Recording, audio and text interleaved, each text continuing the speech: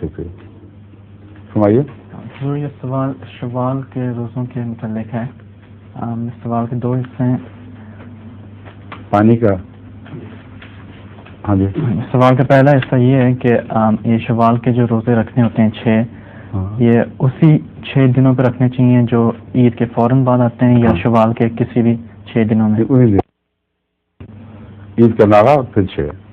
اچھا. سوال کا دوسرا حصہ یہ ہے کہ اگر کسی نے اپنے رمضان کے کوئی روزے مس کر لیے ہوں تو وہ شوال کے روزے اس کے لیے رکھے جا سکتے پھر.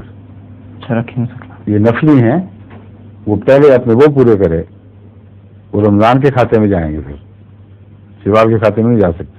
بیک فور دونوں جگہ نہیں کاؤنٹ ہوں گے.